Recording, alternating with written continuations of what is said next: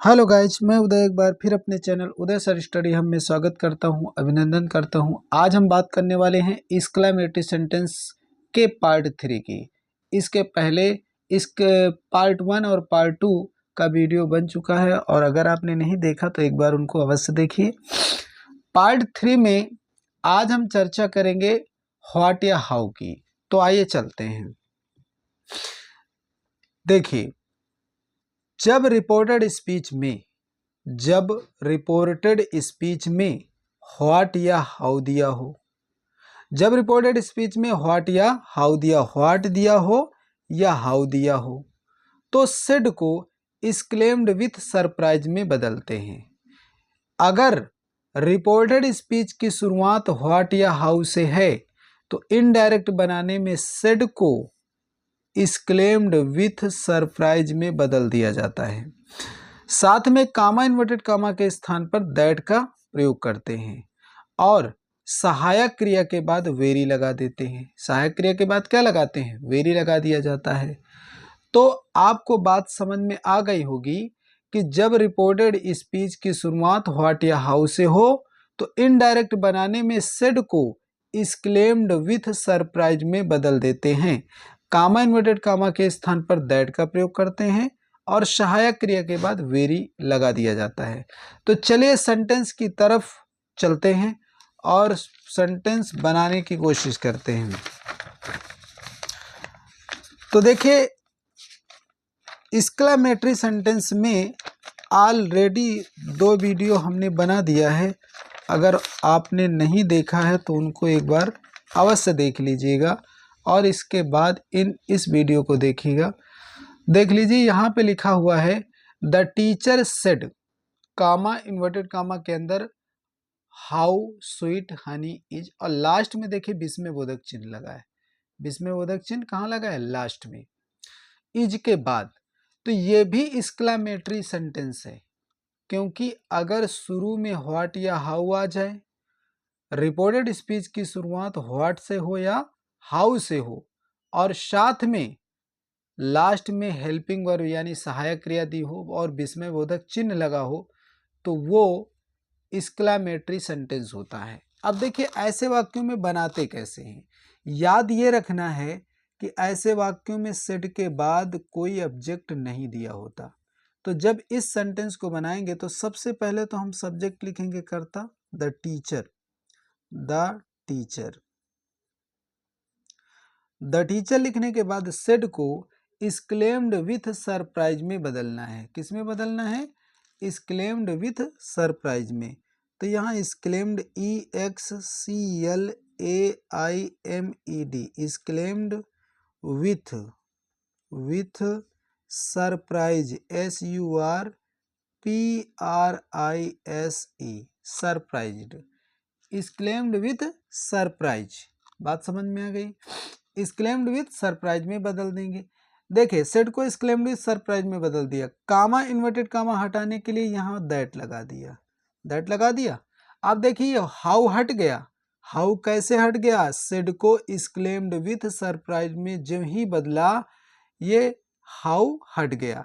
अब देखिए, सबसे पहले इसमें दैट के बाद सबसे पहले कर्ता लिखना है। कर्ता क्या है?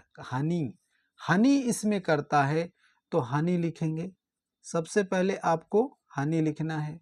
हनी लिखने के बाद इज MR को बदलना है, तो इज को बदल दिया वाज में। वाज के बाद नियम में ये लिखाया गया है कि सहायक क्रिया के बाद वेरी या ग्रेट लगाना है, तो यहाँ पर आपको वेरी लगा देना है। सिर्फ वेरी के बाद स्वीट लिखना है, वेरी के बाद स्वीट लिखना है, फुल स्टॉप। ऐसे सेंटेंस को हम बनाएंगे। चलिए, दूसरा सेंटेंस है they said. They said, comma inverted comma के अंदर हाउ नॉनसेंस यू आर। तो देखिए, हाउ आ गया ना, लास्ट में ये देखिए विस्मयबोधक चिन्ह लगा हुआ है। तो जब इस सेंटेंस को बनाएंगे तो सबसे पहले तो कर्ता लिखेंगे दे। दे के बाद सेड को बदल देंगे exclaimed EXCLAIMED, exclaimed with exclaimed with surprise SURPRISE, surprise. Comma inverted comma के स्थान पर दैट लगा देंगे, दैट लगा देंगे। दैट के बाद अब कर्ता, देखिए यू जो है ना, ये सेकंड पर्सन है यू, हाउ तो हट गया, यू सेकंड पर्सन, ये जाएगा दे के पास क्योंकि यहाँ कोई कर्म तो है नहीं। अगर कर्म होता तो ये यू कर्म के पास जाता, लेकिन यहाँ कर्म नहीं है तो ये आएगा सीधा कर्ता के पास। दे से कहेगा अपना कर्ता दे दो, तो दे अपना कर्ता दे देगा, ठीक है। और दे बहुवचन है तो दे के अनुसार यहाँ वेयर लगेगा, क्या लगेगा, वेयर। वेयर के बाद अब आपको क्या लगाना है, वेरी, याद रखिएगा सहायक क्रिया के बाद वेरी के बाद क्या बचा, नॉनसेंस, नॉनसेंस लिख देंगे, हो गया सेंटेंस। ऐसे सेंटेंसों को बनाना है। चलिए अगले नियम की तरफ चलते हैं। अब हम समझते हैं ब्रेवो का नियम। देखिए ब्रेवो का नियम कल के वीडियो में मैं बता चुका हूं, लेकिन उस नियम में यह बताया गया था कि जब रिपोर्टेड स्पीच की शुरुआत ब्रेवो से हो और रिपोर्टिंग वर्ब में कोई कर्म ना दिया हो तो सेड को अप्रूवल में बदलेंगे। लेकिन यहाँ समस्या ये है, क्लेम्ड विथ अप्रूवल में बदलेंगे। इसमें क्या बताया गया है, देख लीजिए, जब रिपोर्टेड स्पीच में ब्रेवो दिया हो और रिपोर्टिंग वर्ब में कोई ऑब्जेक्ट दिया हो तो वाक्य बनाने में सेड को अप्लाउटेड में बदलकर कर्म के बाद सेइंग लगा देते हैं। कामा इन्वर्टेड कामा के स्थान पर दैट का प्रयोग कर दिया जाता है। देखिए यहाँ सेंटेंस को समझते हैं तो और ज़्यादा समझ में आएगा। चलिए सेंटेंस को देखते हैं। देखिए यहाँ पे सेंटेंस लिखा हुआ है। इस सेंटेंस में क्या बताया गया है कि ब्रेवो तो आएगा, ये रिपोर्टेड स्पीच है, इतना रिपोर्टेड स्पीच की शुरुआत किससे है, ब्रेवो से है। ब्रेवो के आगे देखिए विस्मयबोधक चिन्ह लगा है, एक्सक्लेमेटरी सेंटेंस। लेकिन ये याद रखना है कि ब्रेवो तो दिया हो, साथ में रिपोर्टिंग वर्ब का कर्म दिया हो। अगर ब्रेवो के साथ रिपोर्टिंग वर्ब का कर्म दिया है तो सेड को एप्लाउटेड में बदलेंगे। अगर ब्रेवो के साथ कर्म नहीं दिया तो सेड को क्लेम्ड विथ अप्रूवल में बदलते हैं। ठीक है, बात समझ में आ गई। तो जब इस सेंटेंस को बनाएंगे तो पहले लिखेंगे कर्ता माई फादर,